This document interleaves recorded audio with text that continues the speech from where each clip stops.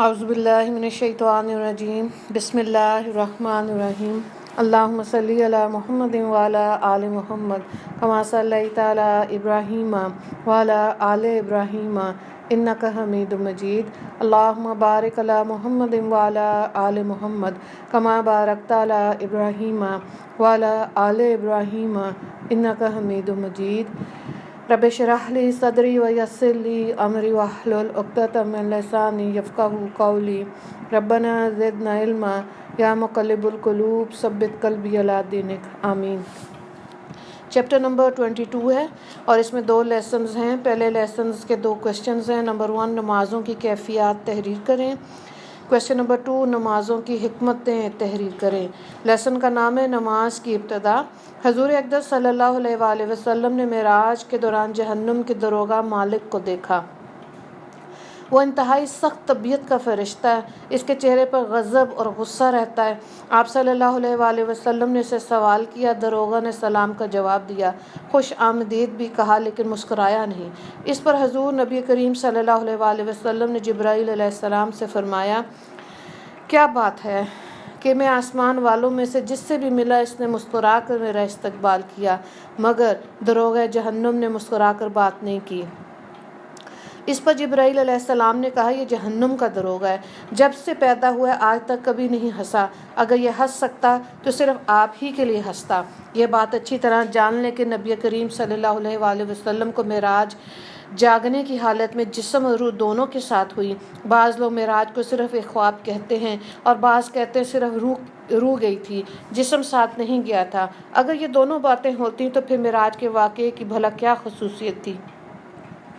خواب میں تو عام آدمی بھی بہت کچھ دیکھ لیتا ہے۔ معراج کی اصل خصوصیت ہی یہ ہے کہ آپ صلی اللہ علیہ وآلہ وسلم جسم سمیت آسمانوں پر تشریف لے گئے تھے، لہٰذا گمراہ لوگوں کے بہکاوے میں مت آئیں۔ اور پھر یہ بات بھی ہے کہ اگر یہ صرف خواب ہوتا یا معراج صرف روح کی ہوتی تو مشرکین مکہ مذاق نہ اڑاتے، جب تک کہ انہوں نے ماننے سے انکار کیا اور مذاق بھی اڑایا۔ خواب میں دیکھے کسی واقعے میں بھلا کوئی کیوں مذاق اڑاتا ہے؟ معراج کے بارے میں اس مسئلے میں بھی اختلاف پایا جاتا ہے کہ نبی کریم صلی اللہ علیہ وآلہ وسلم نے اللہ تعالیٰ کو دیکھا یا نہیں۔ اس بارے میں دونوں طرح کی احادیث موجود ہیں۔ اس معاملے میں بہتر یہ کہ ہم خاموشی اختیار کریں، کیونکہ یہ ہمارے اعتقاد کا مسئلہ نہیں ہے، نہ ہم سے قیامت کے دن یہ سوال پوچھا جائے گا۔ حضور صلی اللہ علیہ وآلہ وسلم سے ہم کلامی کے بعد آسمانوں سے واپس زمین پر تشریف لے آئے۔ جب اپنے بستر پر پہنچے تو وہ اسی طرح گرم تھا جس طرح چھوڑ کر گئے تھے، یعنی معراج کا یہ عجیب واقعہ اور اتنا طویل سفر صرف ایک لمحے میں پورا ہو گیا۔ یوں سمجھیں کہ اللہ تعالیٰ نے اس دوران کائنات کے وقت کی رفتار کو روک دیا، جس کے باعث یہ معجزہ نہایت تھوڑے وقت ہی میں مکمل ہو گیا۔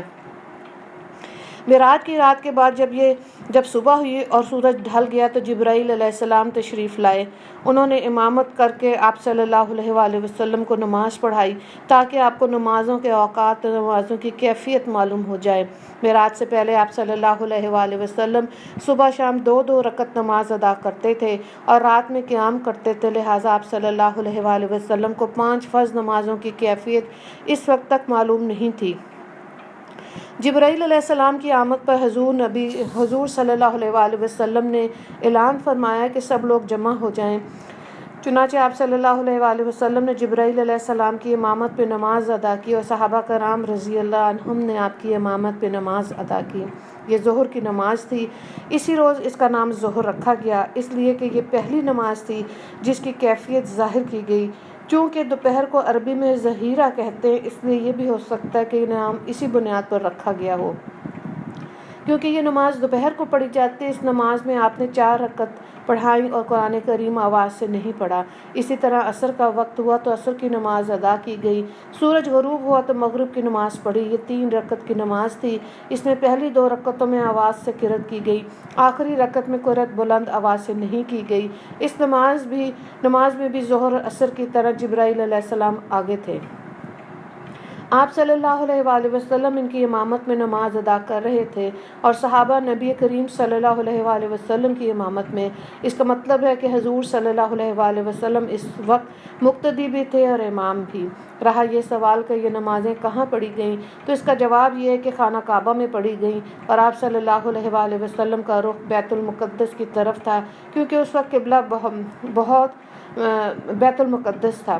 حضور صلی اللہ علیہ وآلہ وسلم جب تک مکہ مکرمہ میں رہے اسی کی سمت نماز چہرہ کر کے نماز ادا کرتے رہے۔ جبرائیل علیہ السلام نے پہلے دن نمازوں کے اول وقت میں یہ نمازیں پڑھائیں، دوسرے دن آخری وقت میں، تاکہ معلوم ہو جائے نمازوں کے اوقات کہاں سے کہاں تک ہیں۔ اس طرح یہ 5 نمازیں فرض ہوئیں اور ان کے پڑھنے کا طریقہ بھی آسمان سے نازل ہوا۔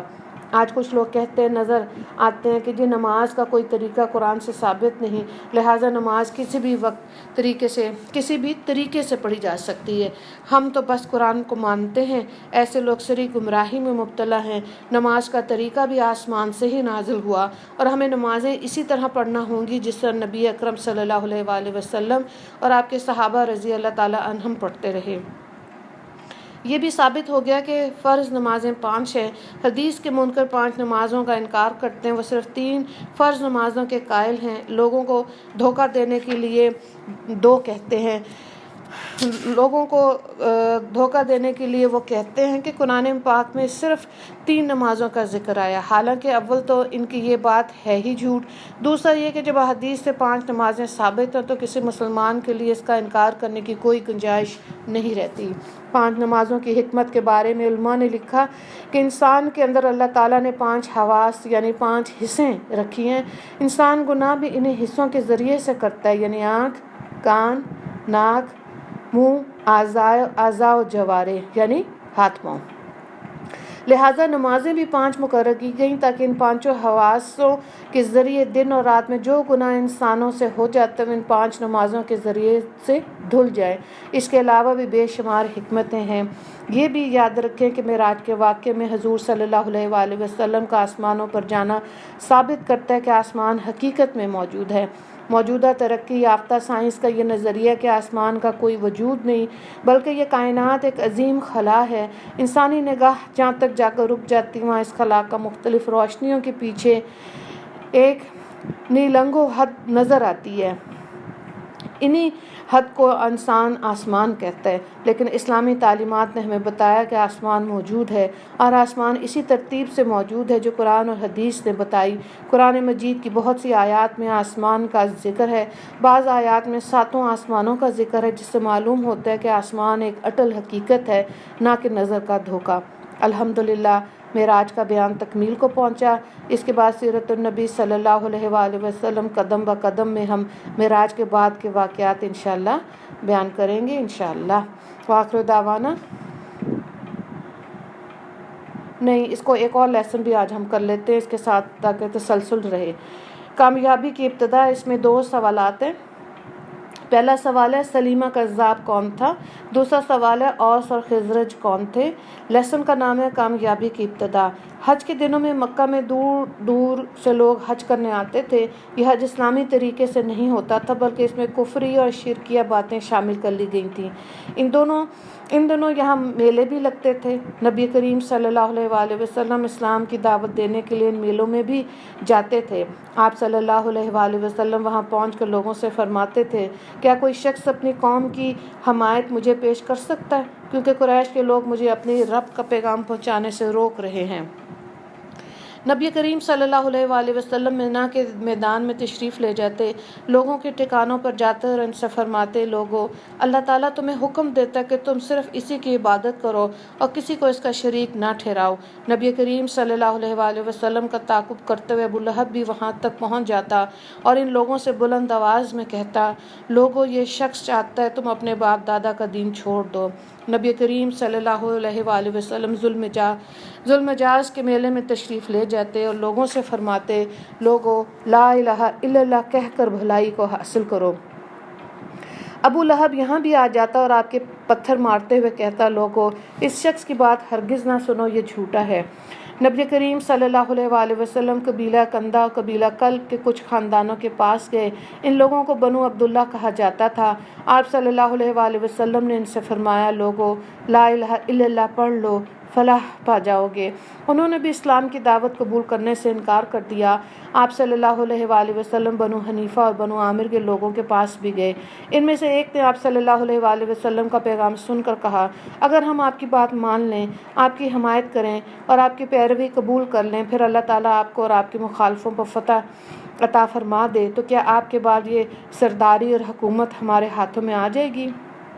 یعنی انہوں نے یہ شرط رکھی کہ آپ کے بعد حکمرانی ان کی ہوگی۔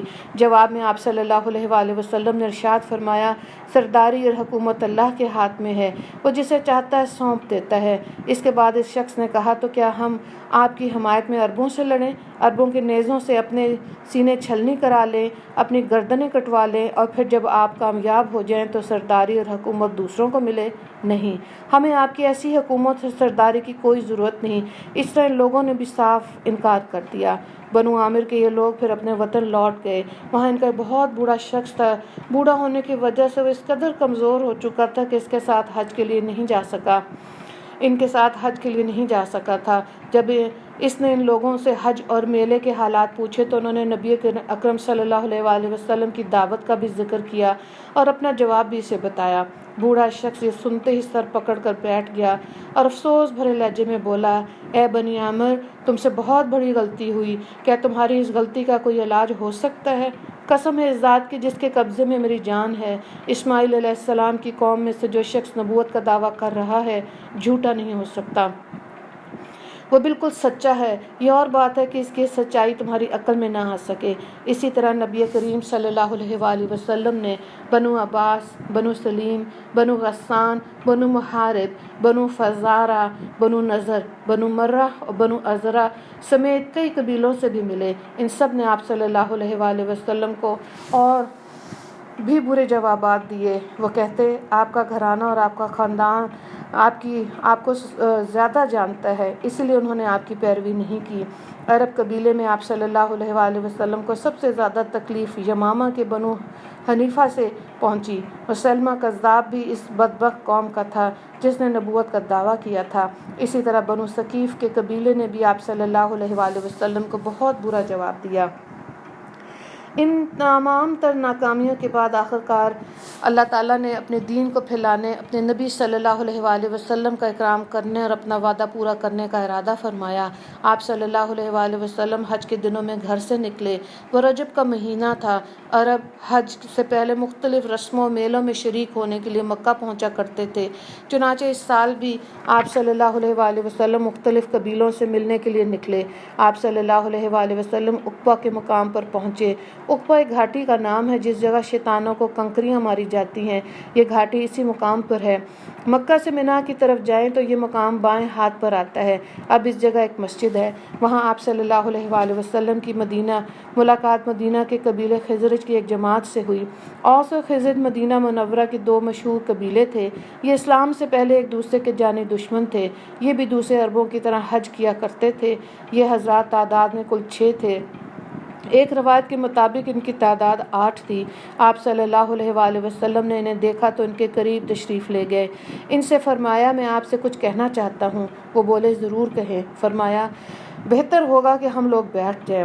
پھر آپ صلی اللہ علیہ وسلم ان کے پاس بیٹھ گئے۔ ان لوگوں نے جب آپ کے چہرے مبارک کی طرف دیکھا تو وہاں سچائی ہی سچائی اور بھلائی ہی بھلائی نظر آئی۔ ایسے میں آپ صلی اللہ علیہ وسلم نے ارشاد فرمایا، میں آپ لوگوں کو اللہ کی طرف دعوت دیتا ہوں، میں اللہ کا رسول ہوں۔ یہ سنتے ہی انہوں نے کہا، اللہ کی قسم آپ کے بارے میں ہمیں معلوم ہے، یہودی ایک نبی کی خبر ہمیں دیتے رہے ہیں اور ہمیں اس سے ڈراتے رہے، یعنی وہ کہتے رہے کہ ایک نبی ظاہر ہونے والے ہیں، آپ ضرور وہی ہیں، کہیں ایسا نہ ہو کہ ہم سے پہلے وہ آپ کی پیروی اختیار کر لیں۔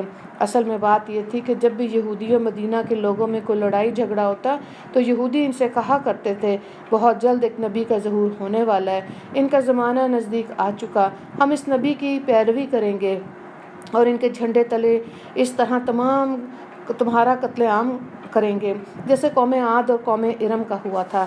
ان کا مطلب یہ تھا کہ ہم تمہیں نیست و نابود کر دیں گے۔ اسی بنیاد پر مدینہ کے لوگوں کو آپ صلی اللہ علیہ وآلہ وسلم کے ظہور کے بارے میں معلوم تھا، اور اسی بنیاد پر انہوں نے فوراً آپ صلی اللہ علیہ وآلہ وسلم کی بات مان لی، آپ صلی اللہ علیہ وآلہ وسلم کی تصدیق کی اور مسلمان ہو گئے۔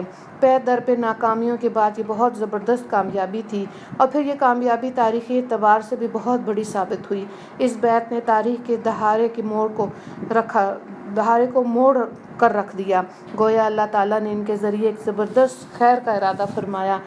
اسلام قبول کرتے ہی انہوں نے عرض کیا، ہم اپنی قوم اوس و خزرج کو اس حالت میں چھوڑ کر آئے ہیں کہ ان کے درمیان زبردست جنگ جاری ہے، اس لیے اگر اللہ تعالیٰ آپ کے ذریعے ان سب کو ایک کر دے تو یہ بہت ہی اچھی بات ہوگی۔ اوس و خزرج دو سگے بھائیوں کی اولاد تھی، پھر ان میں دشمنی ہو گئی، لڑائیوں نے اس قدر طول کھینچا کہ 120 سال تک وہ نسل در نسل لڑتے رہے، قتل پہ قتل ہوئے۔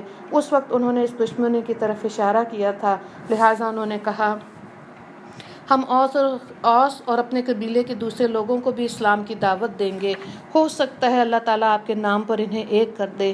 اگر آپ کی وجہ سے وہ ایک ہو گئے، اس کا کلمہ ایک ہو گیا، تو پھر آپ سے زیادہ قابل عزت اور عزیز کون ہوگا؟ حضور اکرم صلی اللہ علیہ وآلہ وسلم نے ان کی بات کو پسند فرمایا۔ پھر یہ حضرات حج کے بعد مدینہ منورہ پہنچ گئے۔ یہاں پہ آج ہم مکمل کرتے ہیں۔ وآخر دعوانا ان الحمد للہ رب العالمین۔ اللہم اغفر للمسلمین والمسلمات والمؤمنین والمؤمنات۔ السلام علیکم ورحمۃ اللہ وبرکاتہ۔